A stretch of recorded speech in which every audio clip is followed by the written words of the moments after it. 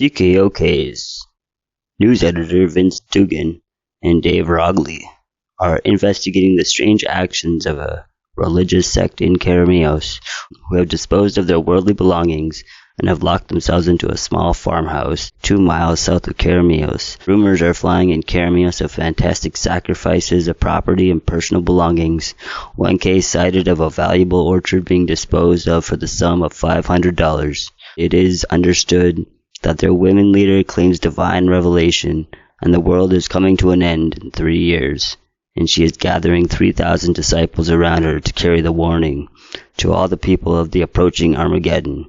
The children of light are still barricaded in the home of Oswald E. Sapok, northeast of Keremeos.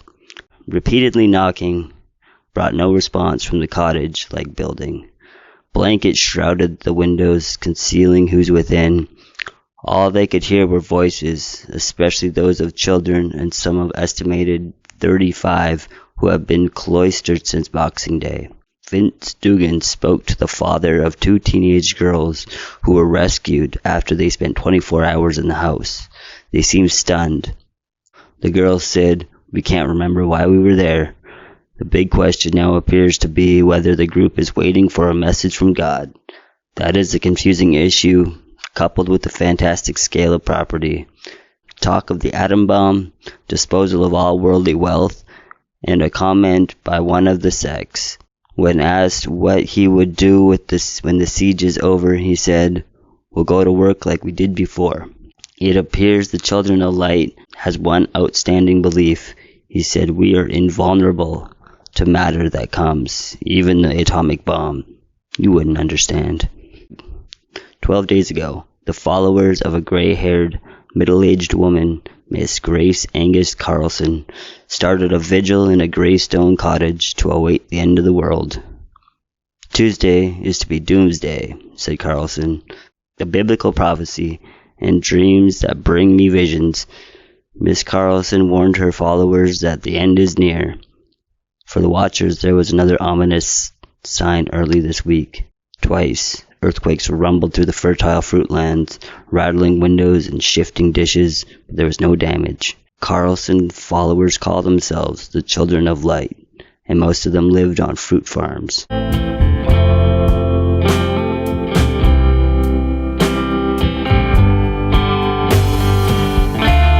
It all started in an obscure Canadian valley, the town of Keremeos, the meeting of the 3 winds. The 1950s were a wild happening time in the valley, and here a Christian sect was founded by Angus Carlson, aka Elect Gold, who was a preacher for the Pentecostal church and received a message from God in the form of a fireball rolling down the mountainside. On this day, she believed the world would end on December 23rd, 1950. Of course it didn't, but that never stopped anyone. On Christmas of 1950, Angus, who was also the town's postmistress, gathered her followers and hiked up a nearby mountain named Pincushion, on account of all the mean little cacti in that area, near an unusual rock formation known as the Columns. I have heard many speculate that the basalt formation was a doorway to somewhere. The main monument to this town was a different mountain that the town built themselves around, K Mountain, where 2 old rock slides came together and etched the letter K permanently into the face of the mountain.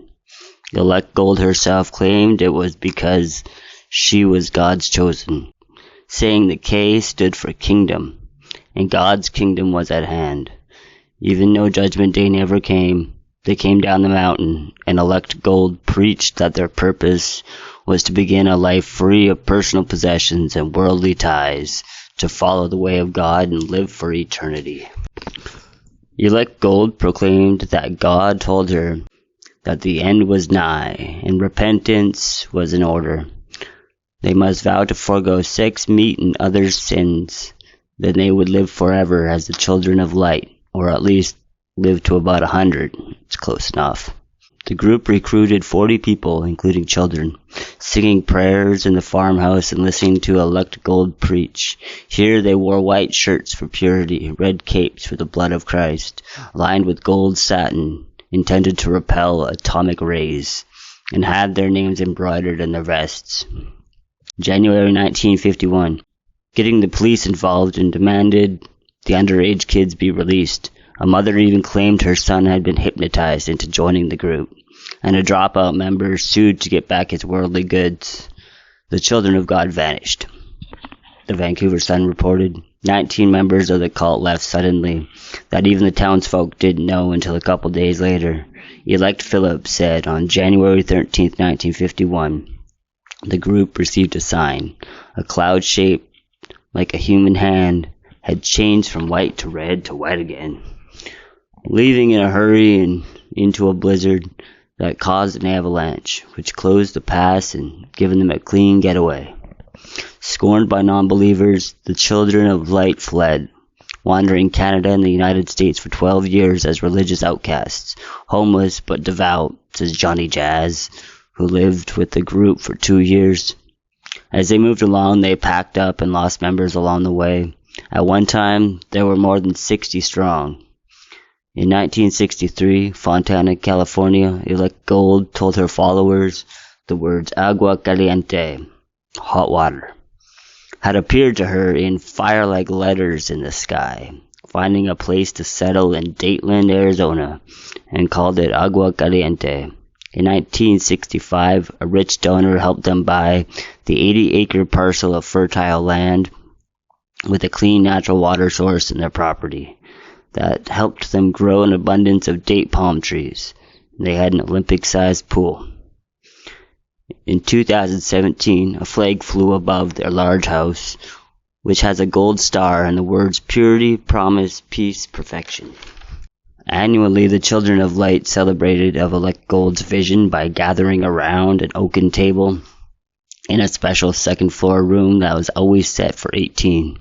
They read scriptures and discussed the meaning of their 6 decades of communal existence. All the original of 18 members have died, and the last living member, Elect Star, died December of 2023. Elect Star has been quoted in saying there will definitely be an ingathering of people as things get worse. We are an ark of safety, just as God commanded.